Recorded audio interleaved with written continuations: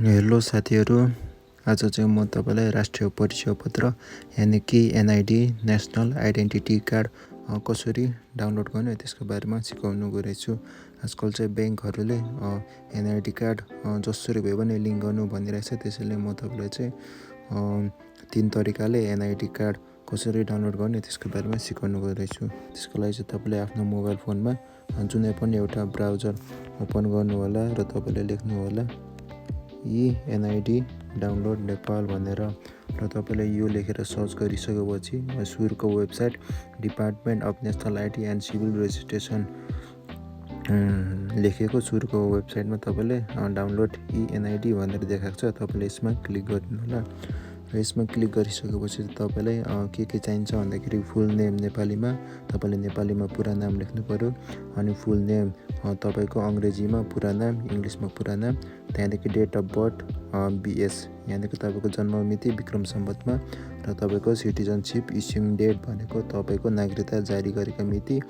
यो मिति चाहिँ तपाईँको नागरिकताको पछाडि तल हुन्छ, तपाईँले यो मिति लेख्नुपर्ने हुनेछ र तल अन्तिममा भनेको तपाईँको क्याप्चा तपाईँले क्याप्चा भर्नुपर्ने हुनेछ। र तपाईँले यदि डाउनलोड गर्नु आएन भने चाहिँ तपाईँको यहाँ तपाईँको युजर म्यानुअल फर डाउनलोडिङ एनआइडी भनेर तपाईँको भ्यू म्यानुअलमा गएर तपाईँले कसरी डाउनलोड गर्ने यहाँदेखि पनि तपाईँले सिक्नुहुनेछ। र म चाहिँ ब्याक गरेर यहाँ आफ्नो पुरा नामहरू लेख्नु गइरहेछु। म चाहिँ यहाँ नेपालीमा जान्छु र आफ्नो नाम थर लेख्छु।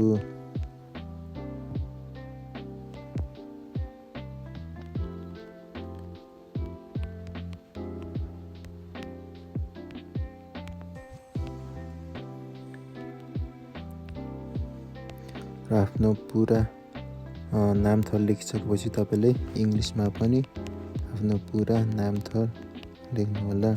र यति भइसकेपछि तपाईँको डेट अफ बर्थ बिएसमा यानि कि विक्रम सम्वतमा तपाईँको त्यो 2060-61 जति लेख्नु होला। यो महिना यो गते भनेर लेख्न सक्नुहुनेछ। अनि त्यहाँदेखि तपाईँको नागरिकता जारी मिति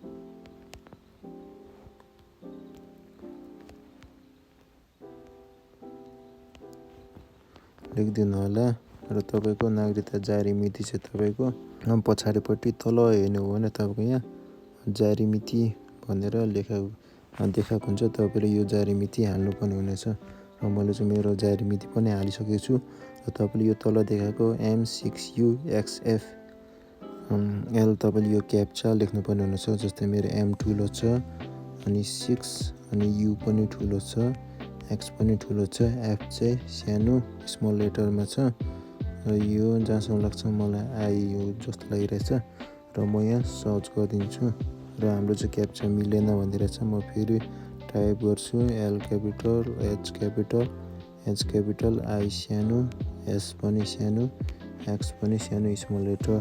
तपाईँले यति भएपछि तपाईँले सर्च गरिदिनु होला र सर्च गरेपछि तपाईँले यहाँ देख्न सक्नुहुन्छ तपाईँको चाहिँ दर्ता गर्दा जुन नम्बर थियो त्यसमा तपाईँको कोड आउनेछ। मेरो चाहिँ अन्तिममा 734 नम्बर गरेको नम्बरमा एसएमएसमा कोड आउनेछ 6 अङ्कको र हामीले त्यो कोड चाहिँ यहाँ हाल्नुपर्ने हुनेछ।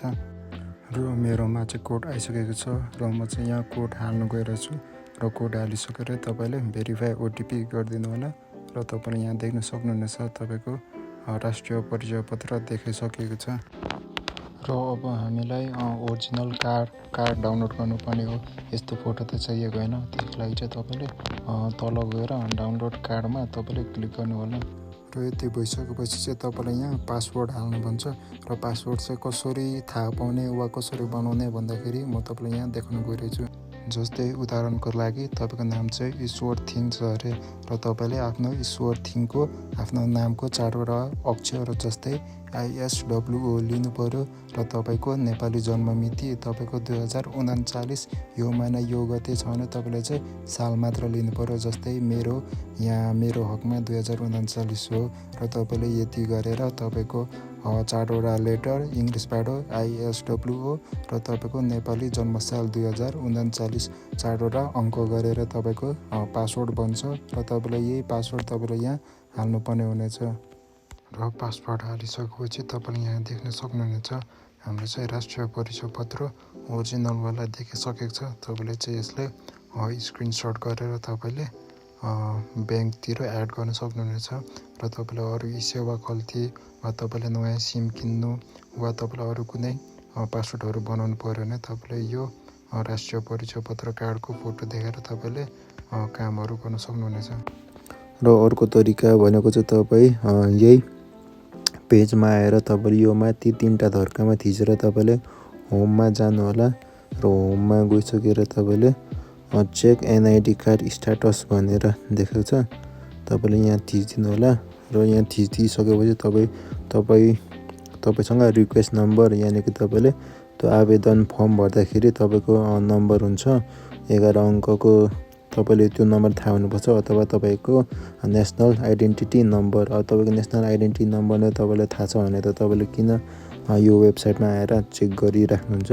हाम्रो चाहिँ नेसनल आइडेन्टिटी नम्बर हामीलाई थाहा छैन, हामीसँग रिक्वेस्ट नम्बर चाहिँ छ अरे, जस्तै 256 र यति गरिसकेपछि तपाईँले तलको क्याप्चा भरिदिनु होला। जे सानो, क्यु पनि सानो, एफ ठुलो, सी सानो, बी ठुलो अनि 1 र यति लेखेर तपाईँले यहाँ सर्च गर्नुभयो भने